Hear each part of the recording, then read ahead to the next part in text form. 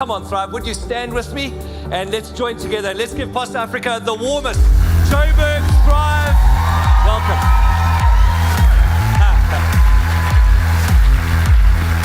Amen.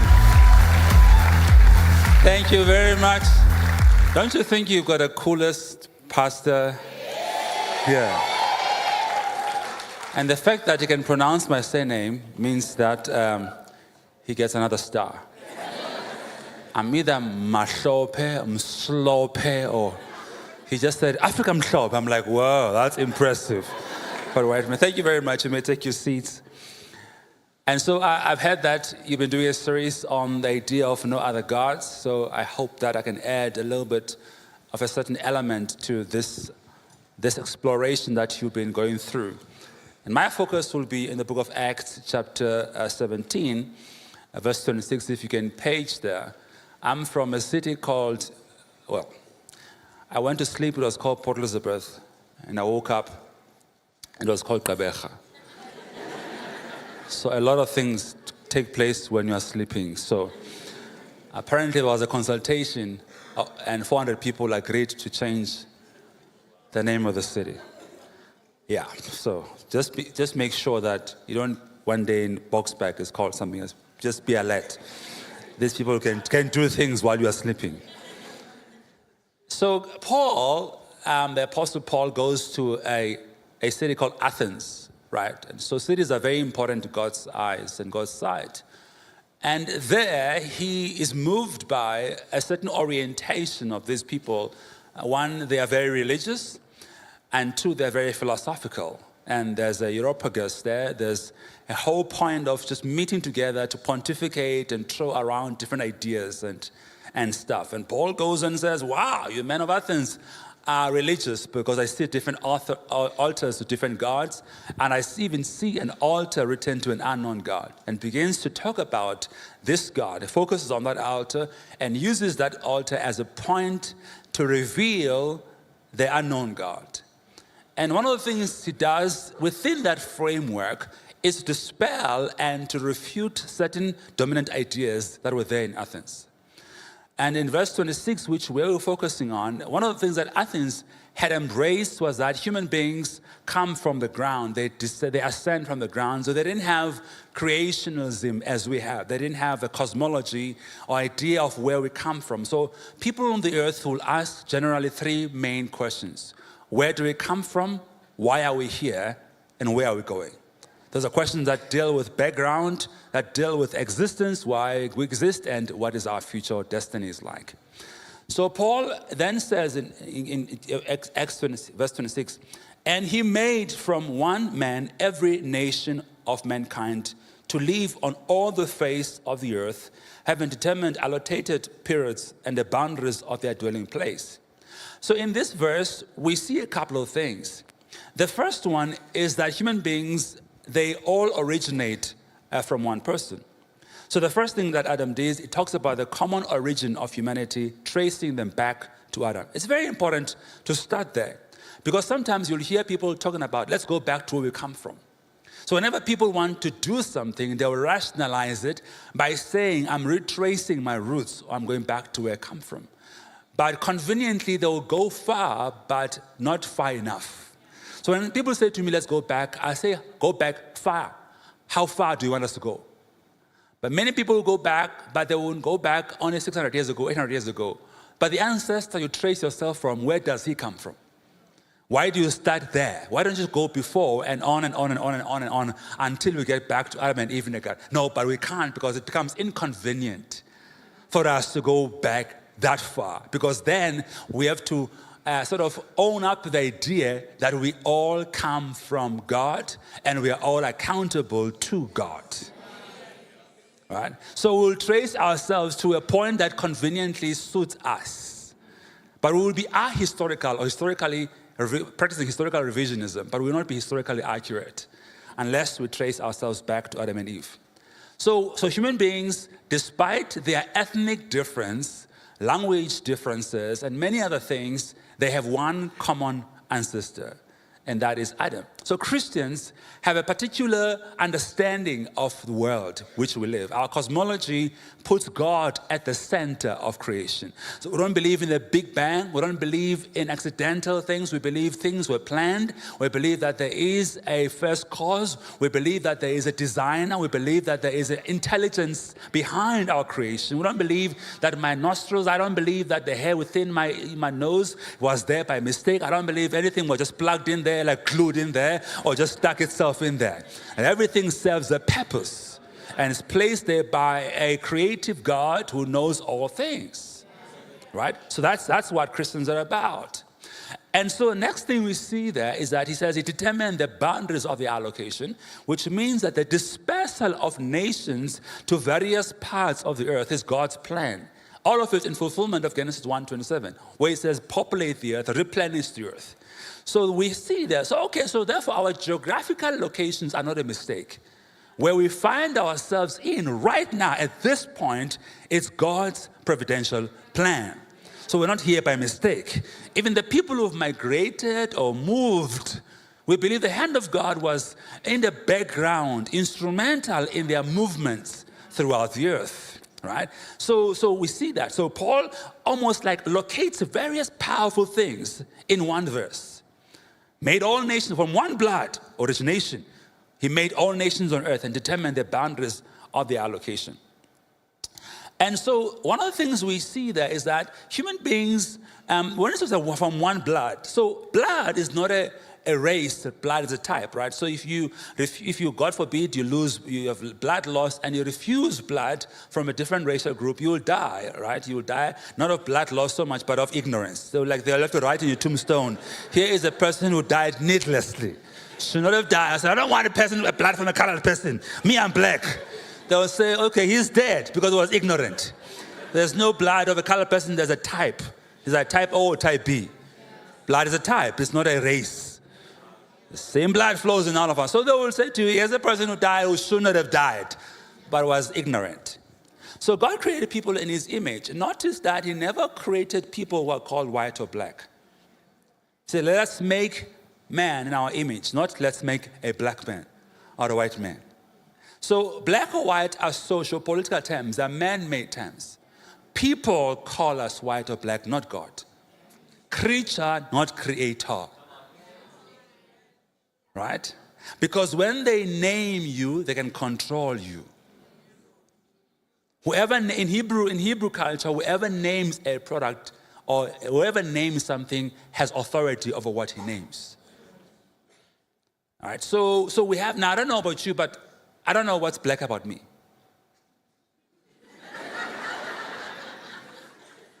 Right? This microphone is black, and I don't look like this. By far, I don't. So,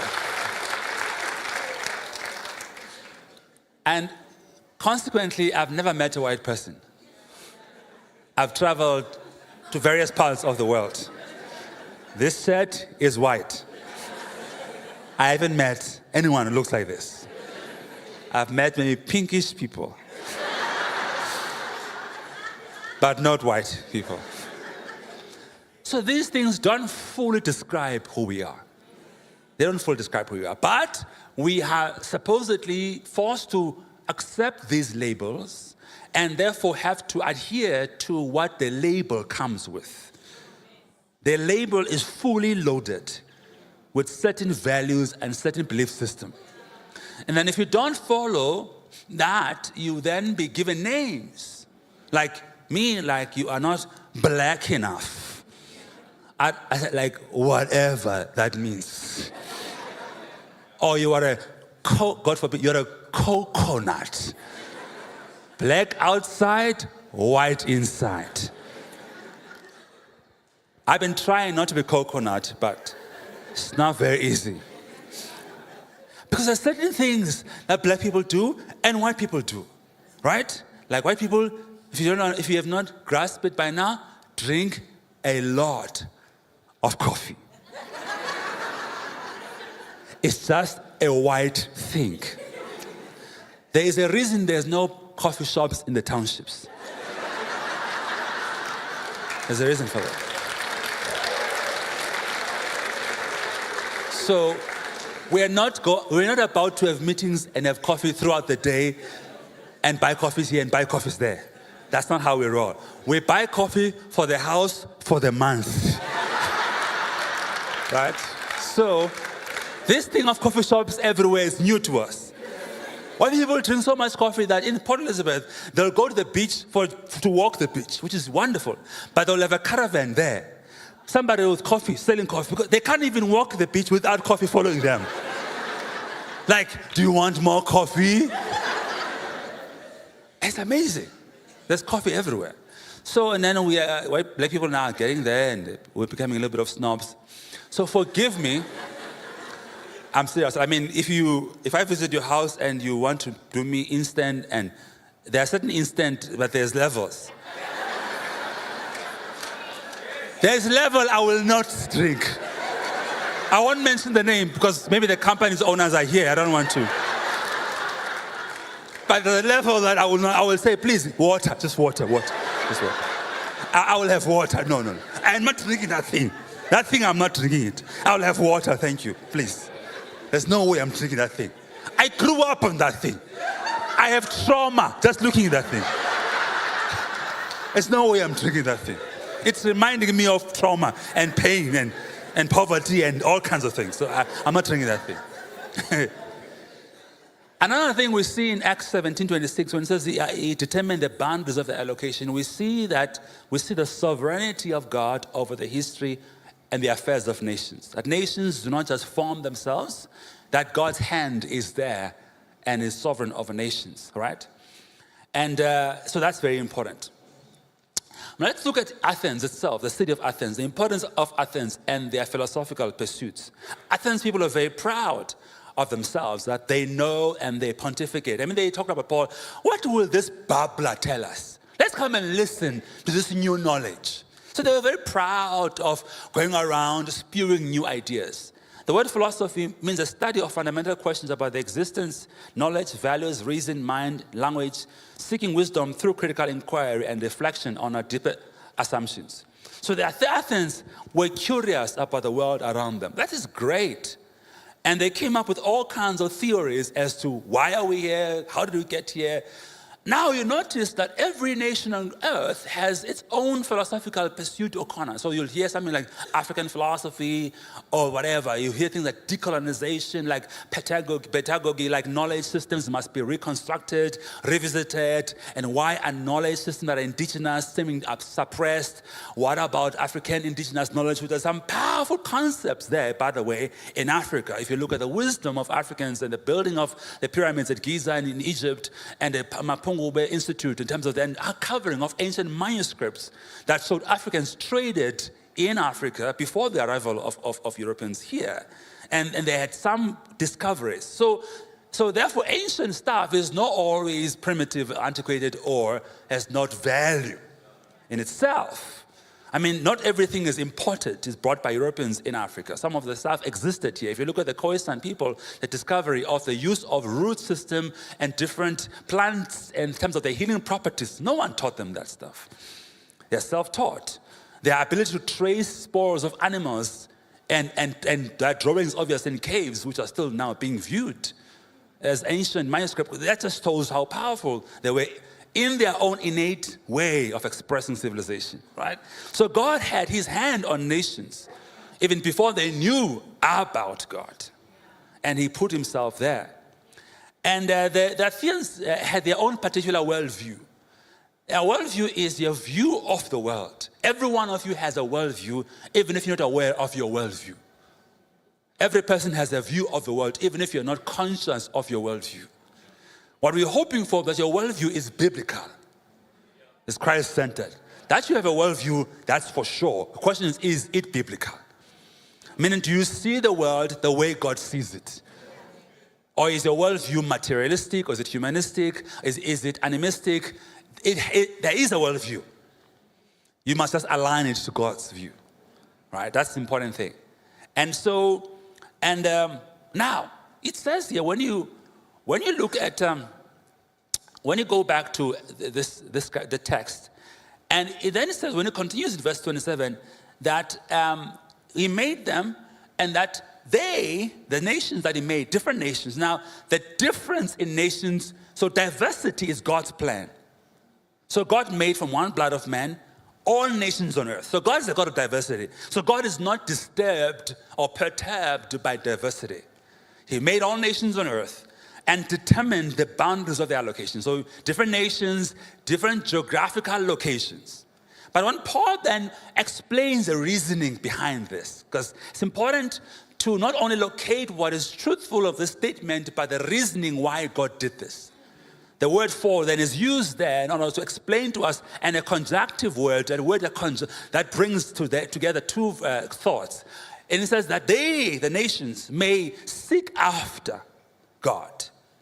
In other words, that ethnic diversity and geographical locations and different language structures and all of that is not a pretext for the nations to create their own regional deities.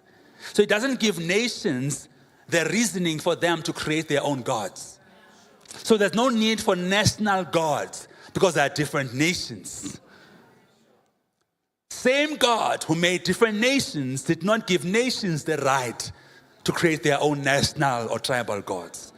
That they may all, different as they are, seek after this one universal God, although he's not far from any one of them. The nations are far from each other, but God is not far from them. You understand what I'm saying? So, now the African continent is the most ethnically diverse place on earth. There's over 3,000 different tribes, speaking over 5,000 different dialects. And we've been told that diversity is a strength, but sometimes it becomes a weakness. An example is what happened in Rwanda, 1993, the genocide that took place.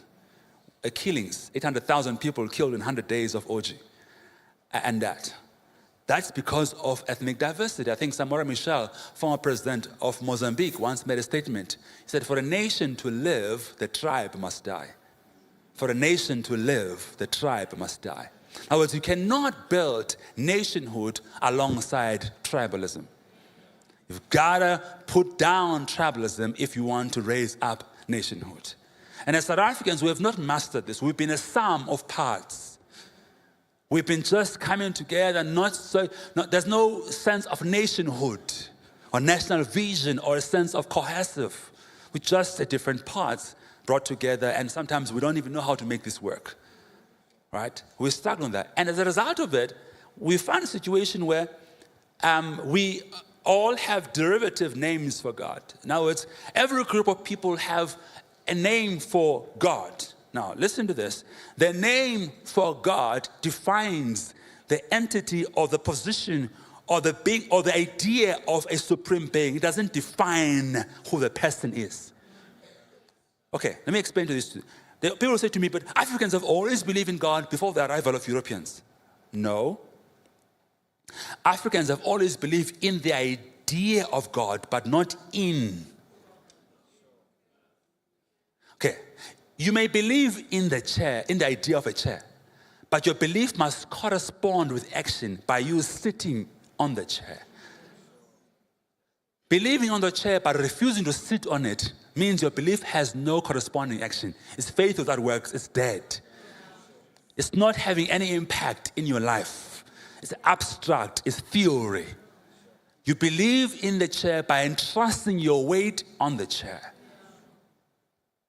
So therefore, the idea of God is universal. The identity of God is not. That's why we don't just now sing songs to God as we grew up, some of us, in nominal Christianity. We give our lives to God. Because we don't just placate or patronize God by believing in Him in a very abstract way. We actually entrust the security of our lives to Him and allow our actions to follow suit. That's different. So therefore, the idea of God has always existed all over the world, but God has not been known all over the world. In fact, it's impossible to know God without knowing the Bible. You can know about God, but not God. Because God has revealed himself in two ways, through natural revelation and through special revelation. Through nature, Psalms 19, creation testifies of the glory of God.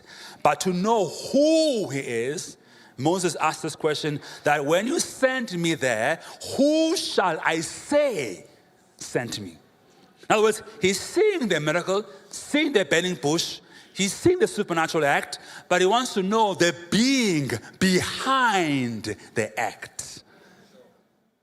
And God answered Moses, Ahe, Ashe, Ahe in Hebrew. I am who I am. It was basically saying, I am dash dash. It was giving him a blank check. Whatever the people need, I am. They need shelter, I am. Right.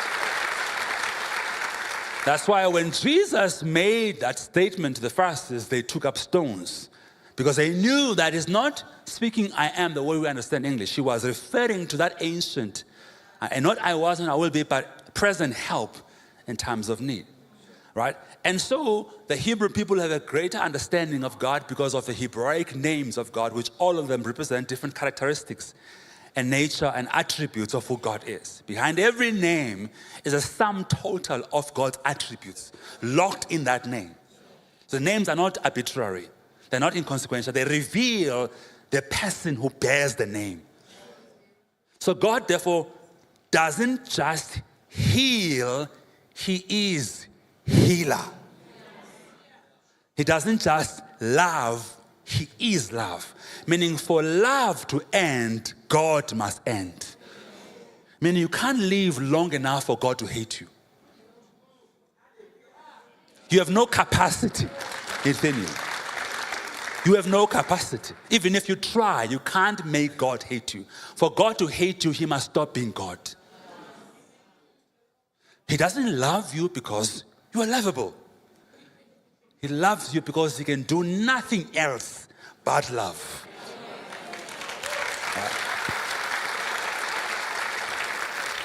Why do I mention these things? Why do I mention these things? It's not to impress you with my theology.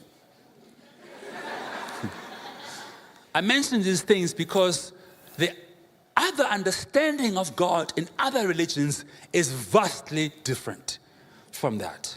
Other religions present a God who's uninterested in the affairs of men. A God who we have to go and find out, who we have to go and locate, who we have to find ways to him, to reach to him. A God who we must work to please. A God we must help to placate and to appease. They present to us a works-based system. How to get to God. Christianity is vastly different. It tells us what God has done to get to us. It's a grace-based system, not a works-based system. He came to his own. That's vastly different. Every religion on earth tells you what you must do to get to God. Christianity tells us what God has done to get to us. So now when you look at the structure of African philosophy, African spirituality, it tells us the idea of God. So we take that, okay, there is some idea of monotheism, however loosely constructed it is. But it's not exclusive monotheism, it's inclusive monotheism. Meaning that belief in one God is called monotheism. Theo means God. Mono obviously means one. So there are three major monotheistic religions in the world. It's Judaism, it's Islam, it's Christianity. So those who are here, they will tell us African spirituality is largely monotheistic. But what they will not tell us is that it's not exclusive monotheism. It's inclusive. I mean, it includes other minor deities. Whereas God says, you shall have no other gods before me. The word other is a Hebrew idiom which means next to me or in addition to me. You shall have no other God before me. Meaning, no addition. You have me and only me. Right? So, the structure of African spirituality, sometimes it's not African religion because Africans don't have religion. Religion is very formalized. African spirituality is the best way of describing it because it's very pervasive and ubiquitous. It's not formal. In African world, you don't convert to African spirituality, you're born into it. You only convert out. You are automatically assumed to be a follower of African spirituality unless proven otherwise. It's what you are born. It's called ethno-religious. Ethnicity and religion. They're like, you don't believe in ancestors? You don't consult the dead? Yo! I said, no, I don't. Yo! I said, the dead are dead. Like they're dead. And dead people do not speak because they're dead, right? It's like duh. Like dead people don't speak. And so I don't consult the dead. I don't visit them. I don't visit graves. I don't put up tombstones. I don't bring flowers to graves. I don't do anything to graves. I bury and I go. It's finished.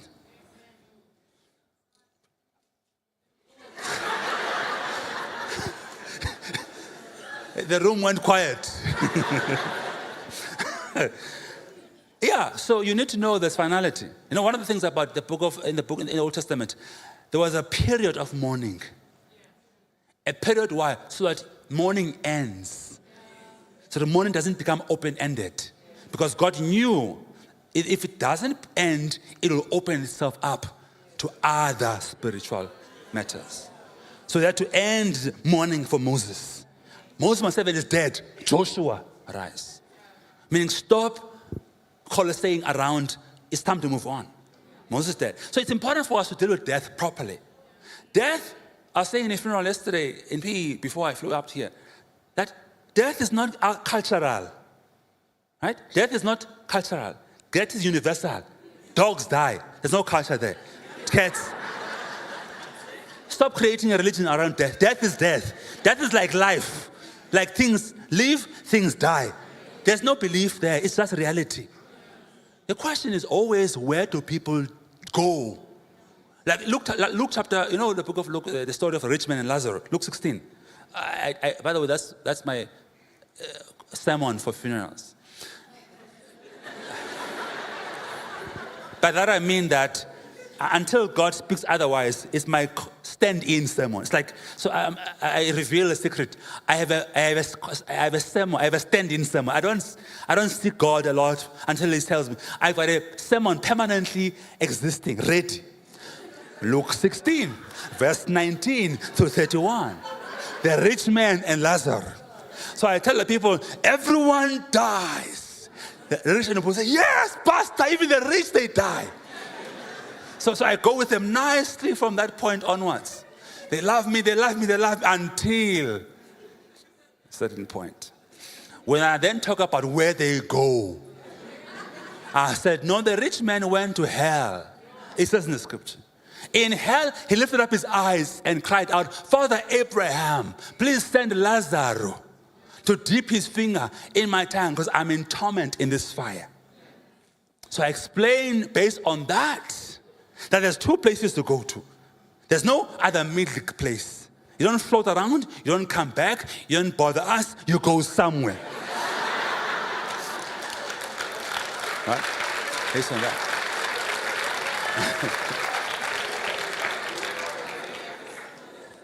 And then if your grandma comes around and bothering you, that she's uncomfortable or she's thirsty, that grandma, unfortunately, did not make it.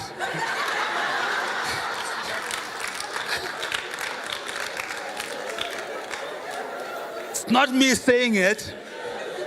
It's that parable. The only person who complains is not the one in heaven. Lazarus, not complaining. So now at this point, the room is not happy with me. I've seen men walking out just at that point. They leave it. They were with me all along until that point. Walk away. Because people love the Bible when it agrees with them. Love it. When it agrees with them. Disagrees with them, they're getting offended. So therefore, if you have a dream from grandma and she's thirsty, or hungry, or cold, I can assure you, grandma is coming to announce to you that she did not make it. Because you cannot be in heaven and be thirsty. It's impossible. John 4, Jesus said to the woman of the well, if you drink of this water, you shall thirst again. But if you drink of this water, you shall never thirst again. Right? So we are struggling because now some of us are a bit ambiguous about these things. Because we want to be loyal to families and loyal to Jesus. But now we are struggling because the two things, some of them, Jesus even said that, I haven't come to bring peace, I've come to bring division, I've come to bring a sword. If you're not prepared to follow me, if you're not prepared to put up your hand on the plow and look straightwards, if you look back, you're not worthy to be my disciple. If you're not even prepared to love, to hate, word hatred is not used for opposite of love, it's used for preference. Love and hatred are phrases of preference. In Scripture, it's not about feelings or animosity. So if you're not prepared to hate mother, you're not prepared to, you can't be my disciple. Jesus is very strong. Let the dead bury the dead. Very strong language. So as Africans, we have to deal with this ambiguity, where we almost feel like we must have a regionalized theology. We must bring theology to a point where it suits an African context. But it doesn't work like that. We believe theology is universal. We believe the truth can be contextualized, but we believe that contextualization of divine truth mustn't bring decentralization of Jesus. So the center must remain, although the message should be contextualized. But the message must not change, but its presentation can change. Right? So now we're dealing with a God here who is not beholden to our views of him, who's not dependent on our opinions of him, who presents himself who he is, regardless of what we think of him. So he's not subject to our belief. He's God all by himself. We found him God, we will leave him here as God. Whether we believe in him or not doesn't change the nature of God. God is not having a self-esteem issue. That you don't believe in me? I feel bad. No. Believing in God is for our own good, not for his good. Right? So, God is not accessed through ancestors. All right? He's not. The dead don't speak to God on our behalf. They never speak to God on our behalf. There is one dead person who died and rose again, who speaks to God, who's a high priest, right? Who's sitting on the right hand of the Father. That's the one who speaks to God on our behalf. That's the one whose blood speaks better things than the blood of goats and bullocks. That's the one who speaks forgiveness and mercy on our behalf. That's the one who says in John 14 verse 6, that no one comes, I am the way, that no one comes to my Father. This one you call God is the Father of Jesus Christ. It says no one knows the Father except the Son who comes from the Father. Right? And so he's the one who speaks to God on our behalf. So the structure of African philosophy, African religion, is that it's based on the idea. African religion, by the way, please, it's not based on the worship of God. Don't let people lie to you. God is not worshipped. God is not feared. God is never honored. As a matter of fact, I was raised to fear everything else except God. To fear witches, togoloshes, everything else. They even say to you, don't mention that name. Be careful.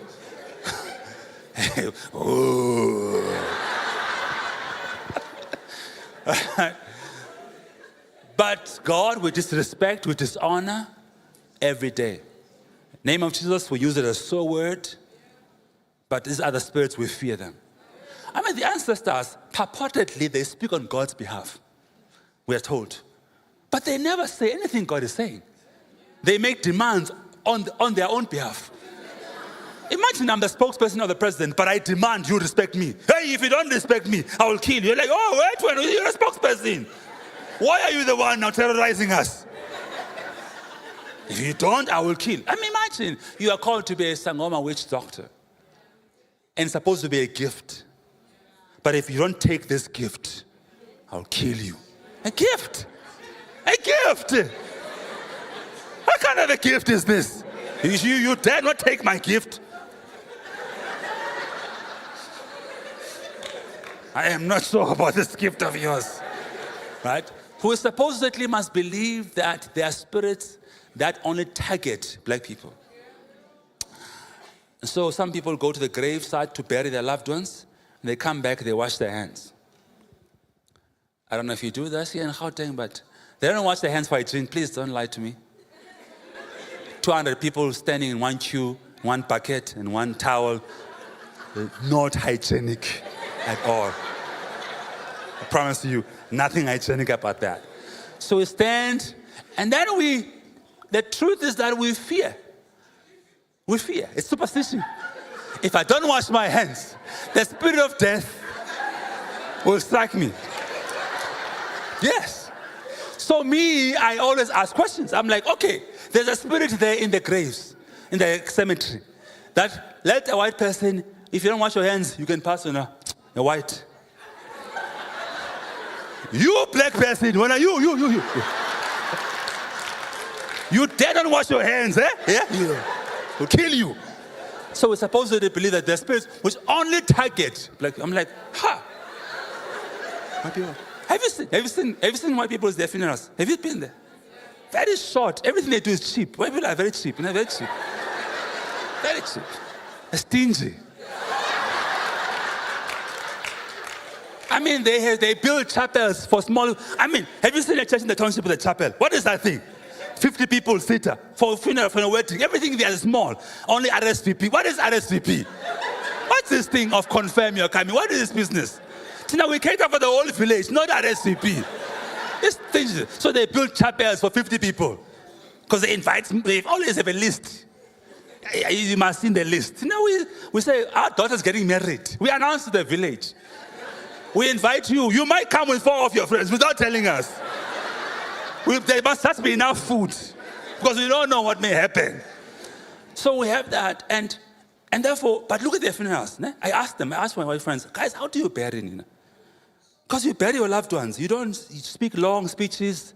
You don't eulogize. Now we give them suit and we bring flowers for the first time when somebody's dead. And we go to town to make sure the person rests in peace. I mean, we make sure. We build tombstones like a house. We do things to make sure this one rests in peace. We beg him. We beg him. Please rest. Please rest. Rest. Please rest. Hey!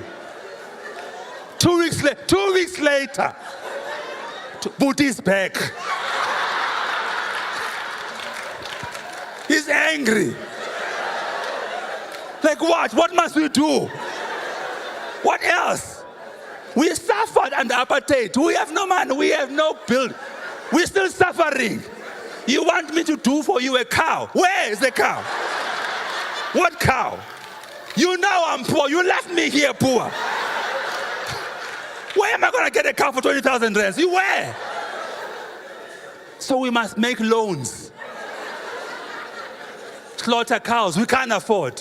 Why don't white people who own farms and own cows? At least, they should ask white people for cows. They have the cows and the goats there. No, we don't have them. We must go and buy them. Because grandma is angry. I'm tired of these people. Always angry. I mean, they've never had ancestors that are happy. Always angry. They've got mood problems. They have mood issues. They have psychological problems, these ancestors. Always angry. I said, no, it's enough now.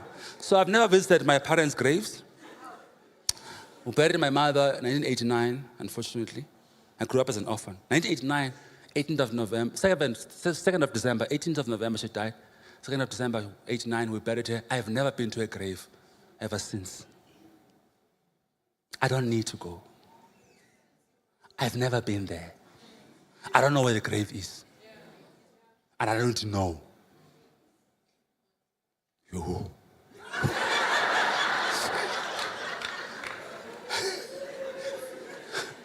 It's done. It's painful, but it's done.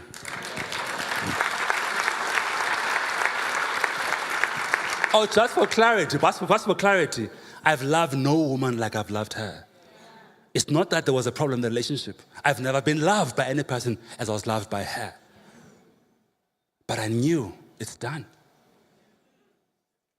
There's no hatred for her, no animosity. Her memories, her teachings, her raising her, still kept it. Still haven't forgotten.